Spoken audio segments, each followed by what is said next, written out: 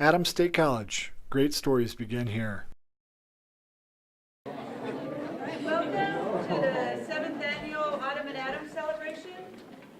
Today's kicked it off with Laura Pritchett, who I have to say, in the last couple of days that I've been around her, I would say she is a down-to-earth person who's very humble, and what a lot of us who are raised in small towns appreciate, herself. And I say she is a hard worker and challenges herself. She sees past the surface into that realm of eternity and history. So, Laura. Thank you.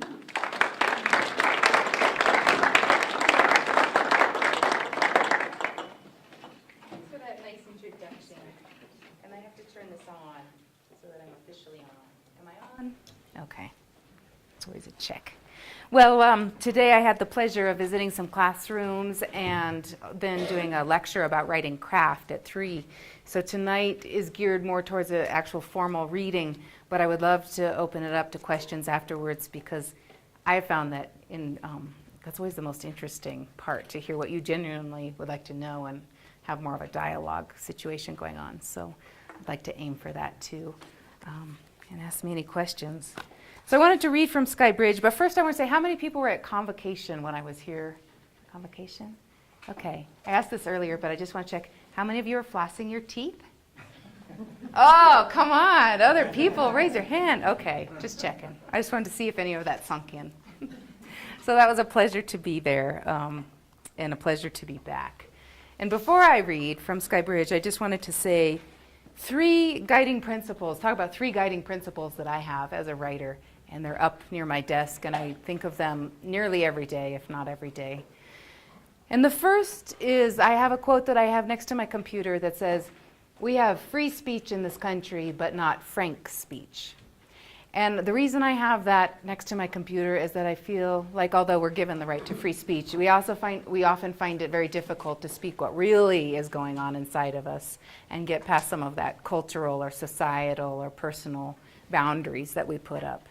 And as a writer, I feel like it's my job to never, ever be satisfied with any of those surface level situations, but rather get into the deeper, darker, more sensitive, trickier situations about what it is to be human. And I talked a little bit about that at Convocation, but the bigger questions of life, which is, how do we love well, and how do we live well, and how do we live well enough so that we can die comfortably knowing that we gave it our best? And those bigger questions, and so to be frank about that, because in the end, I think that makes us feel so much less lonely on the spinning planet when we know that other people are posing those same questions and that they might have different answers or different paths towards those answers. And that if we're not true and real to each other, then we're just not getting anywhere. So that's one of my guiding philosophies.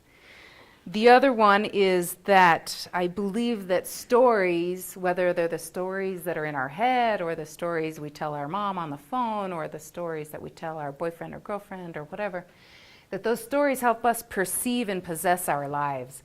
That's a quote I came up with a lot because I was trying to think, why do I love books so much? Why do I love writing so much?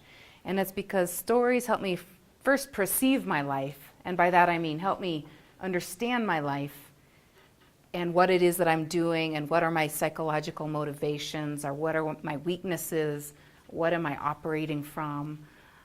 So it helps me perceive where I'm at, and then it helps me possess my life, as in it helps me go live my life better when I've worked through something, through writing, whether it's fiction or nonfiction, and I feel like then I can go forth and be a slightly better human being, or a little more patient, or a little more kind, or a little more empathetic, or at least I can try. So I like to say that stories help us perceive our life and then possess our life. And that, as a student pointed out to me earlier today, we can change the stories that we have about ourselves. And so that if we're 18 and we've been telling ourselves the same story for 20 years about we're incompetent about XYZ, or I wish I was this way, or I wish I was that way, it's so great to know those stories can change. And 10 years later you might say, no, I'm a really competent person and I can do XYZ. And you allow your personal story to evolve. And I like thinking of our lives in terms of story. So that's my second guiding principle. And the third, I'm just going to quote Ed from my book. Ed came from me, but I like Ed saying it. He says, art is what helps us get beyond what is real. It makes reality more real. It shortens the distance that we got to travel to see how connected we all are. That's what art should do.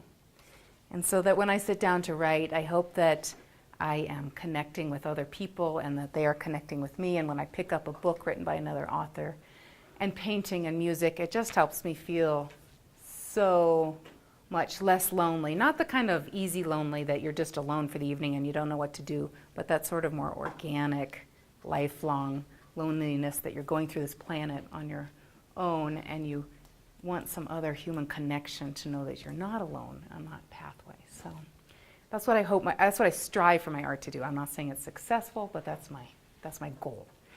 And so, with that beginning, I'd like to just read a few small sections, my favorite sections of Sky Bridge, since that was your book for this year.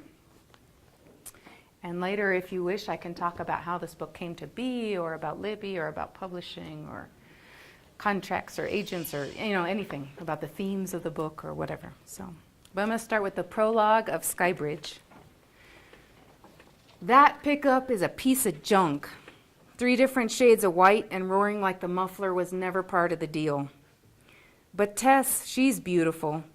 Leaning out that passenger side window, blowing kisses from her palm, her dark eyes dancing like they finally decided to come alive again. Goodbye, Libby, goodbye, she's singing at me. As if that pickup and man are gonna get her somewhere. As if she's not leaving anything behind. As if she don't see me crying.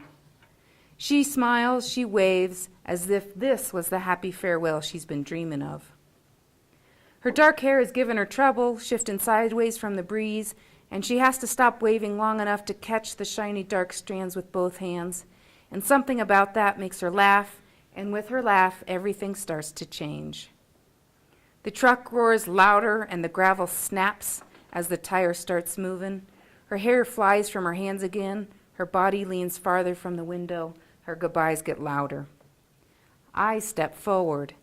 Bits of hay dust from the bed of the truck blow in my face and the sun setting behind her, and no matter how hard I squint, I can't see. Then she's gone, just like that, and I'm still standing there looking at the place where she just disappeared. What's left is this. A couple of cows and a barbed wire fence and pale grassland stretching on to meet the faint outline of mountains in the distance. The sky is streaked with pink and orange where the sun's getting low over those mountains, but by the time the arc of sky gets to me, it's a dark evening blue. A meadowlark singing and there's the distant sound of pigs slamming the covers of their feeders, but all in all, it's pretty quiet till Amber starts crying. This kid is cradled in the crook of my arm, looking past me and into the sky with foggy blue-gray eyes. One red arm wobbles in the air, the fist clenched tight, and from her mouth shoots a raspy wail, way too big for that newborn body. A word comes out of me, too, a breath of a word. Please. It's a word that's been rising in my mind this whole time. Please, please, please don't go. Please change that look in your eyes. Please look at Amber. I stare at the space where my sister just was, and I realized she was acting like, hey, ain't this a sweet farewell? But underneath her eyes were saying something else altogether. Keep your promise. Leave me alone. I cover my mouth, sink down till my knees touch rocks, and bend over the baby, and I'm crying like crazy. 'Cause that's when I know that my sister is leaving, and that she doesn't want this baby of hers that I'm holding in my arms. And the first bit of chapter 1. It's true, every house has a few places that reach out and hold you. Standing spots, Kay calls them, and she says every home has one or two. That's why I always find myself leaning against the frame of the kitchen door and looking east, towards the alfalfa crop that comes up a stone's throw from our door. In the summer, at least, that's where I stand, sometimes with my one cigarette of the day, looking out over the leafy alfalfa and its various stages of growing. Besides that field and stretch of blue sky, the only other thing in view is the circle of buildings and cottonwoods that make up Baxter's place in the distance, and the rutted dirt road that runs along the edge of the alfalfa, the one that connects our two houses. Up close is the shed and burn barrel and Kay's car that doesn't run anymore, and Kay's other car that hasn't run in so long that yellow-flowered weeds are growing out of it. There's a concrete bird bath that we once used for cigarette butts, but it fell over in a windstorm a year or so ago. No one's picked it up yet. I'm quitting anyway, and Kay mostly does her smoking over at Baxter's, so now it makes a nice little step for me to put my foot on. Next to the bird bath is a line of wilty-looking yellow marigolds. Who knows why I put them in? I think it was my attempt to make this place seem a little more, I don't know, hospitable or something. I planted them when Tess was at the hospital in Lamar giving birth. I also put up blue streamers because all along we thought the baby was going to be a boy, and I'd bought the roll in advance. But the tagboard sign I did in pink letters. Welcome home, Tess and baby Amber. The sign and streamers are in the burn barrel now. I stuffed them in there yesterday after Tess drove off. If I turn a bit, I can see the streamers hanging over the edge of the black sooty can. Every once in a while, a breeze lifts them, and they look like magical arms waving goodbye. Maybe I should have saved those for your scrapbook, I say to Amber. She blinks her hazy eyes at that and keeps staring at my white T-shirt like it's the most interesting thing she ever saw. What gets me about her is she clings to me like a tiny monkey. She's got her tummy to mine, and her little fingers clutch onto my shirt, and her little legs curl against my belly. It almost seems if I let go, just drop the hand that was cupped around her tiny diaper, she'd stay attached to me somehow. I flick the cigarette butt on the gravel and rub Amber's back up and down, up and down. Well, what the hell? We'll be fine, won't we? Basically, we can't be any worse than Kay, and I guess I turned out all right even with a mother like that. I'm tilting my head down, saying this all to her blonde hair. Blonde hair, ridiculous. All along I thought Amber was a boy, and I figured she'd look like us. I was hoping he'd take after Tess, especially, with her straight dark hair and tan skin and tall body. Tess, who doesn't need glasses, who's got straight teeth and a true smile. Not like me with glasses and crooked teeth and dull brown eyes and stupid, thick, wavy hair that sounds like a horse's mane when I brush it. Amber, though, is fair, just like her father, Simon. She's got blue eyes and pale blotchy skin, and like her father, she seems too wispy and empty to be real. That's how every day she'll be reminding me, Libby, things just don't turn out like you think they will. Daydream if you want, but expect the opposite to come true.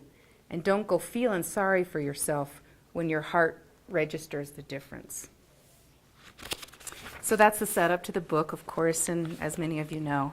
And then I'm going to skip ahead towards much later in the book when to my favorite part, when she befriends Ed.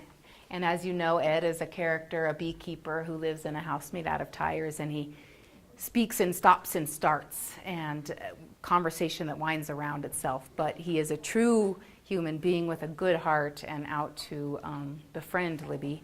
So I'm just going to pick it up later on in the book at chapter 9.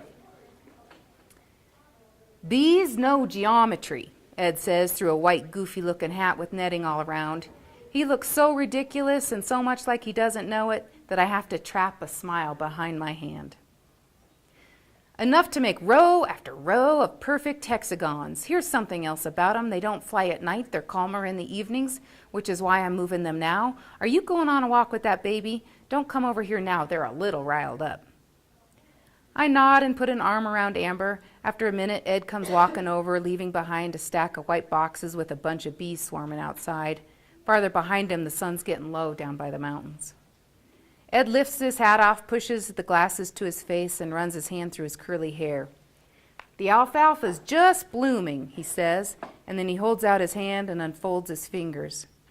Resting on his palm is a bee that lifts off into the air the moment it's free. That was a drone. They don't sting, they don't even have stingers. They eat honey and have sex, and then they die. That's their job. What a life. Hi, baby, look at your pretty eyes. If you're going for a walk, Libby, I'd like to go with you. I glance at him, but he's not on the prowl. He's just standing there looking at me all genuine and open, waiting for me to respond. Well, okay, I'm going for a short one before it gets dark. He comes alongside me and we walk together next to the alfalfa, away from the bees and towards Baxter's place in the distance. Nicer to walk with someone, he says. It gets lonely, I think, even for a loner. Once I walked up to a group of friends, professors of mine actually, who were talking outside, people who I liked a lot. This is a story of how something so little can change a life. I walked up and no one noticed me, or more like they just ignored me. I felt so invisible. I've always been that way. I don't know why I have that blind spot about myself. So anyway, I moved to El Salvador, a little village in El Salvador, in the rebel-controlled territories, the FMLN, all because I wanted to do something that mattered so that I would matter. I snuck in solar power generators for radios. Long story. Solidarity movement. Long story. Then I got my heart broken. By a woman? No, the world, because I wanted to make a difference, a big difference, and it wasn't working out. I'm sorry if this is a weird conversation for you, but I'm not all good at having the regular kind. They're boring. I try to mumble something about it being a good conversation, but all my words are messed up too, although I get out enough of them, I guess, that he knows what I'm saying, and he nods a bunch of times and smiles. Not being able to help, that made me feel small. So I moved out here so that I could feel like enough again. And all this because once I walked up to a group of people, and God knows it wasn't their fault, they were in the middle of a conversation. The reason I am telling you this is because you're not small. You figured out how to change what's in front of you. I don't know what to say, so I concentrate on Ringo, who's the dog, who's darting ahead of us, then darting back, tongue out, tail swooping in large circles. The reason I moved to El Salvador, I think, was because there I wouldn't be invisible, because I was different. I was the white guy, for one thing. Do you think that's why Tess left? And Tess is the sister that took off after having birth. And Libby says, what? Tess? Yeah, Tess. I don't know, Ed. I don't think you're invisible. I don't think Tess was invisible. Why would she be less invisible there? People do like you. You're just different. People notice Tess. She's beautiful. I never noticed her. I noticed you, though. Oh, this is not a come-on, by the way. Okay. You're female and I'm male, and God knows why, but the world we live in has made it nearly impossible for us to have a real conversation. I glance at him and smile because I'm realizing here's a person who's just going to say things, and that already makes him more interesting than most of the world. No one else I know says stuff like this, just honest stuff, something other than cars or gossip or the weather, stuff that gets closer to the heart. Ed, my sister's gone, just suddenly gone from Durango. We can't find her. Okie dokie, yep, he says, nodding. After a bit, he says, some people, they want to be invisible, at least for a moment, so they can move from place to place without being seen, for instance. Only then, because they're trying to be invisible, they're not. For example, most of the illegal immigrants get nabbed because of routine traffic stops. Did you know that? No. And most of those were caught on Highway 160 between Durango and Alamosa. More illegals are caught there than any other place in this country. By Durango? Is that true? Yes, it's true. Ed, I'm sorry, I'm not very smart. I'm not just saying that, it's a fact. I'm telling you this because I need to, because I'm trying to talk with you for real because you are, and I don't know what the hell you're saying. I'm sorry. He looks at me and smiles. Okay, what I mean is most people spend their whole lives trying not to be invisible. This is what we all want, right? To be seen by someone who matters to us. And she says, that part makes sense to me, and I nod. And he says, I don't mind telling you, Libby, because I feel like I know you well enough. Well, actually, that's ridiculous because I don't know you so well at all, but I'm willing to take a risk. And anyway, sometimes you look at a person and it seems like you know her. But anyway, I just picked up some illegales in a little town outside Durango. And she says, what? And he says, these people needed to stay invisible, so La Migra didn't get them. Your sister was supposed to pick them up. And that's the first time Libby realizes that her sister is involved in illegal trafficking of drugs and humans. And I'm going to skip a little part because I don't want to give away the plot for those of you who haven't read it. But I'm going to pick it up a little bit later. Ed says, I think we should all be living more dangerous lives. We have to be careful, yes, but when we get too fearful, we become small. For a while, we walk in silence past the alfalfa and into pasture land. Amber stares ahead and kicks her legs and does this new thing, which is to make a soft little coo, which has to be the prettiest noise, especially when you compare it to the screaming she usually does. I think I'm paying attention to it because I don't know what to do with Ed or his words, and I can't yet think about my sister, and so all I can think about is something simpler. Ed says, I think humans are only capable of small amounts of honesty. Then they get tired and back away. It's something to foster this ability to keep it for longer. How to keep being honest and aware. Is that what you're thinking? Yeah, sort of. Actually, I can't keep up with you. He turns to me and smiles. Yes, you can. You're meeting me head on right now. I appreciate it. Coneflower, see that yellow one? Baxter's field is in good shape. People say that. He's a good rancher. I wonder if he lets the cattle in this pasture. Not for a while he hasn't. There's scarlet mallow. We become invisible to each other, and we fight to become visible again. It's a constant battle, and it wears us out. And the only thing I've figured out is that we stay alive to each other if we can stay honest and aware. Scarlet mallow? I've always wondered, because that's my all-time favorite. The flower is peach-colored, and the leaves have a tint of sagey color to them, and Ed knows I'm not just listening to the flower names. He knows that I'm listening to it all. Yellow-headed grackle, he says, pointing to a bird sitting on a bush. It's pretty. You seem like a strong person, Libby, like maybe someone who can absorb a lot. I snort, laugh, and give him a look like, whatever. No, really, and that's something I'd like to learn how to do, face things better, be a little more sturdy. I don't think I'm so good at that, actually. Oh, yes, you're brave like the illegales. You move forward and you do it. You take a baby, you raise it. You don't take it complicated. You don't make it complicated, you just do it. But no, Ed, really, you don't know.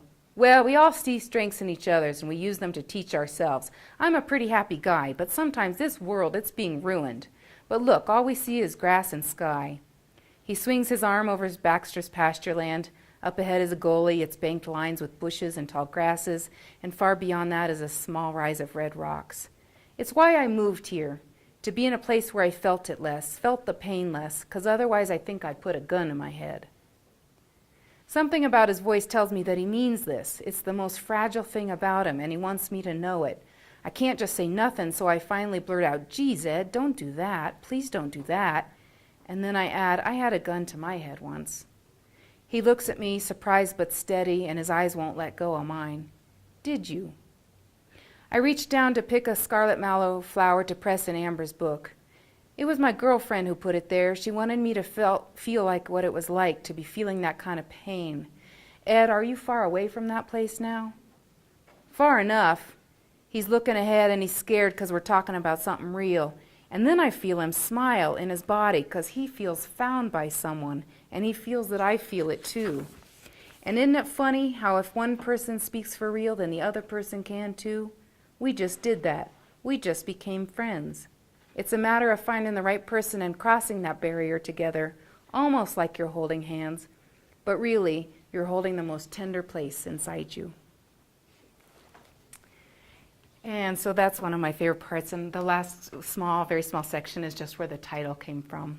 It happens on the same page, and she's getting a little worn down by life, but trying to rise to the occasion, and she sits down and watches a TV show, one of those horrible shows where the guy paints a picture in oils and he wants you to do the exact same oil color painting. Okay. I hope no one in this room does anyone in the room do that?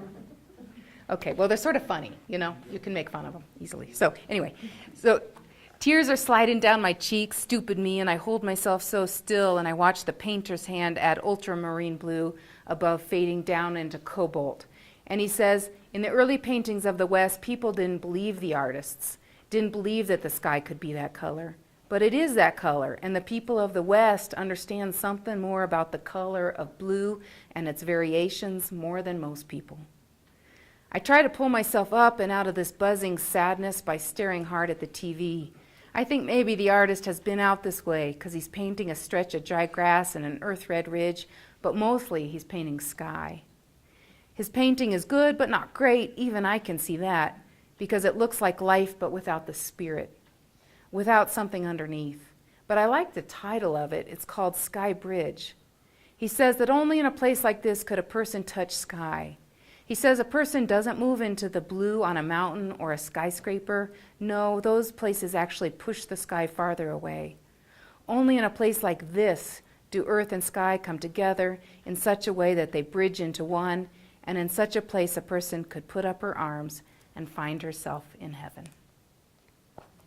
So that's what I'll end reading. Thank you.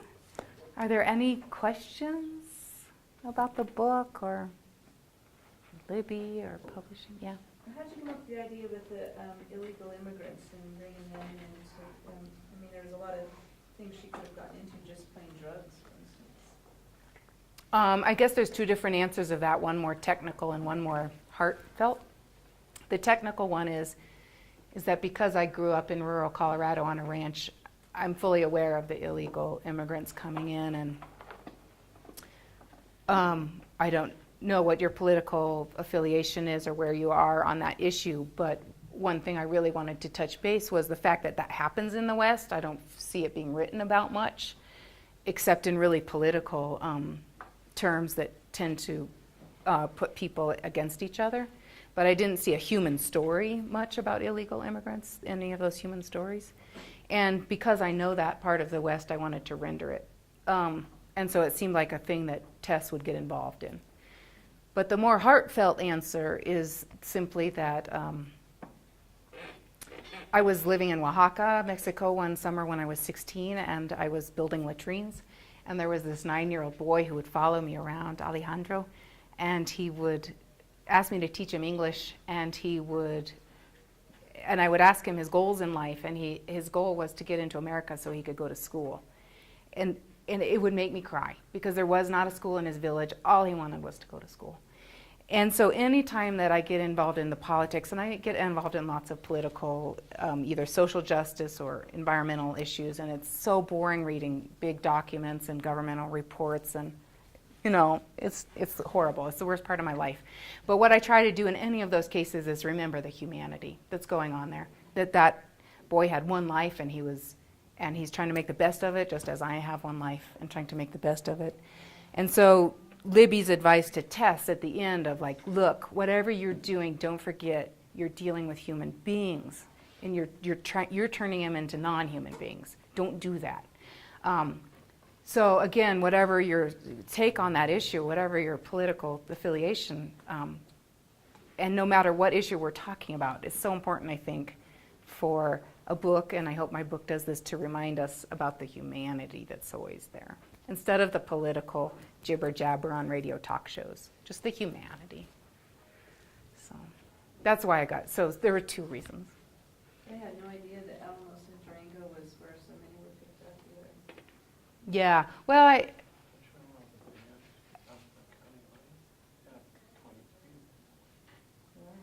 what? He's just saying we've had many events that were whatever and stuff. Oh, really? Okay. Well, I knew some more technical details about that, but I didn't want to put them into the book in case some cop read them.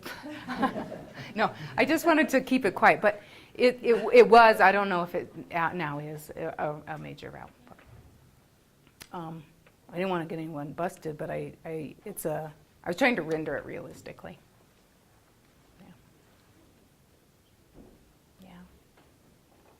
And that whole issue has been a big part of my life, but I won't go into that here unless someone wants me to. But other questions? Yeah.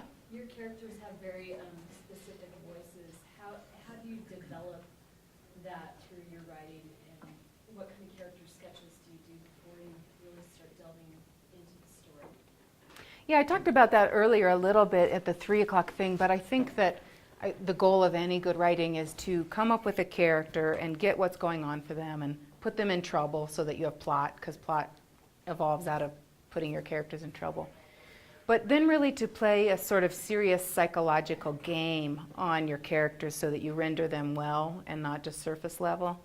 So for example, with Libby, so she wanted to adopt a baby.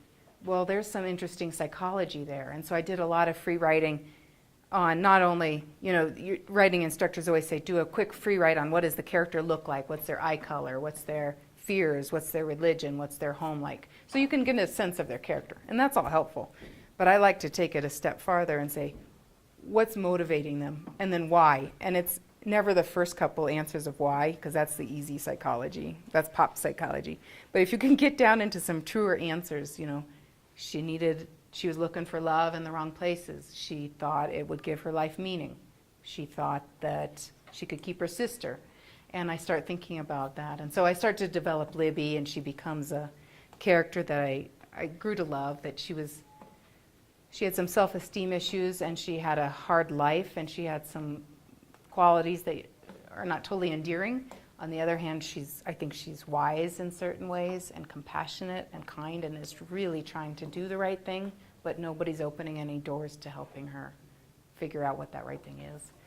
And so I get her settled, and then I like to pick other various characters that either feed into that or contradict that. And so I pick a Simon character who apparently is living a good life with faith, but his faith is very shallow, and he's doing things for the wrong reason. He doesn't really want to be a good father. He doesn't really want to own up to his decision. And so I like to have that in contradistinction, that although Libby doesn't have religion, I view her as the more thoughtful person.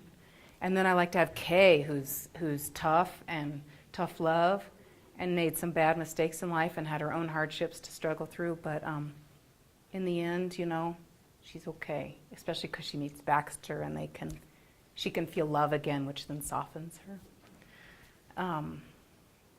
So I like coming up with the characters. You can't have a book, I don't think, with characters who are too similar. I think you really have to put people in relief against each other, so that Libby's thoughtfulness can be contrasted with Kay's total lack of thoughtfulness. So it helps define the characters and give them each their own path, I think. Yeah, I spend a lot of time thinking about characters. Yeah. Did that answer that? Yeah, Okay. that's very helpful, thank you. Okay. Yeah. Any other? Yes. How do you hold the switch between nonfiction and fiction? It seems like you're writing both at the same time. I do. I write a lot of nonfiction to pay bills because I write for magazines, and they tend to buy nonfiction far more prevalently than fiction. It's hard to publish fiction in a magazine or newspaper that pays money. And I actually really enjoy the genre of nonfiction because there are certain things you can do in nonfiction that you can't in fiction, and vice versa. But I do stay true to the idea that if you're telling nonfiction, you're telling the truth. I don't buy into some of this creative nonfiction where I'm making up most of the story, but I'm still calling it nonfiction. So my nonfiction, I try to tell the truth of what's going on. I write a lot of personal essays for magazines, and those have arcs and storyline and dialogue, but they're as true as I can render them. And I realize that's subjective and reliant on my memory of how things happened and that sort of thing. But I really like the genre of nonfiction. It comes to me easier sometimes.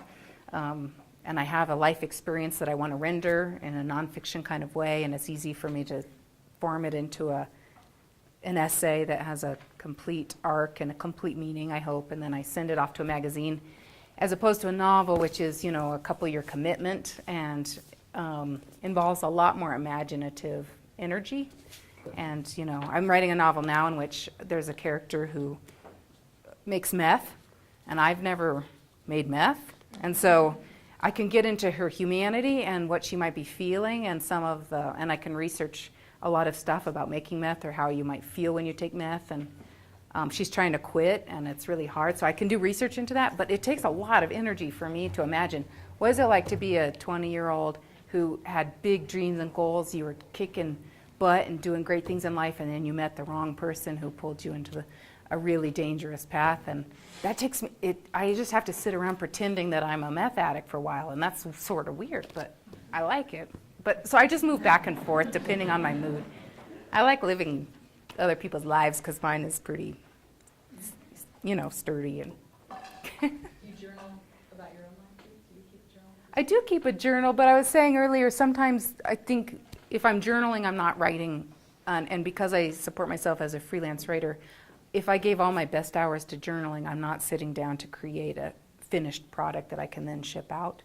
And so just due to lack of time and efficiency issues, I don't journal that much. Or at least all my journaling just actually gets turned into essays almost immediately. Because you get trained as a journalist, you just have to use that material, or you're not selling pieces and then you don't have money to pay bills. The truth of it, yeah. But both genres. I can't write poetry, but I love to read poetry. But I do love to move between fiction and nonfiction. It's not so different, really. In good nonfiction, you're using dialogue and setting, pacing, good drama, good arcs, and so really almost, so to me, many of the considerations are exactly the same.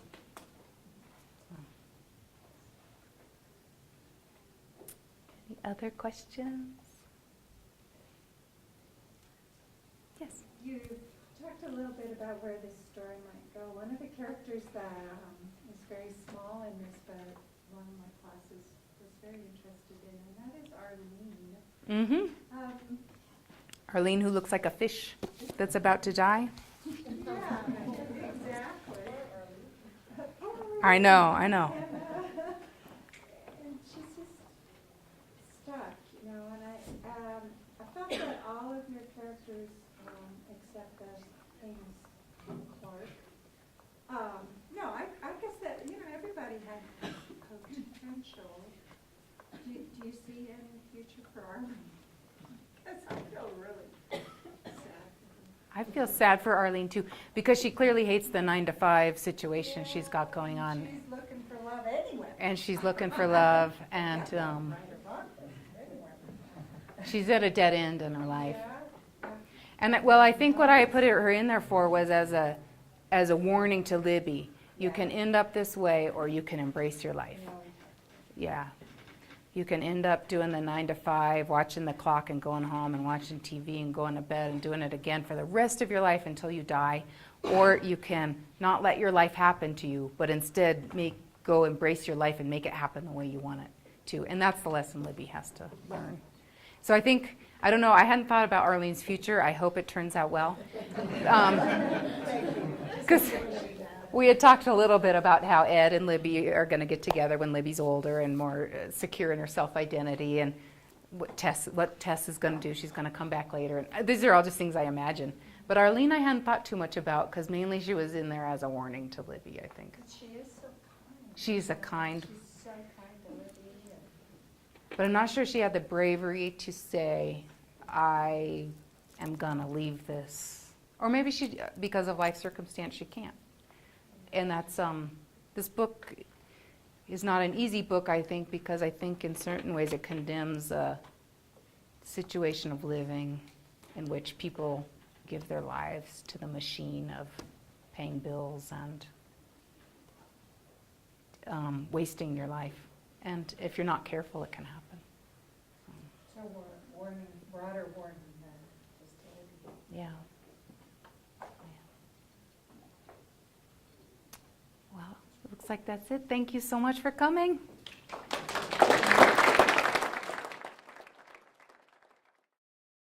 Adams State College. Great stories begin here.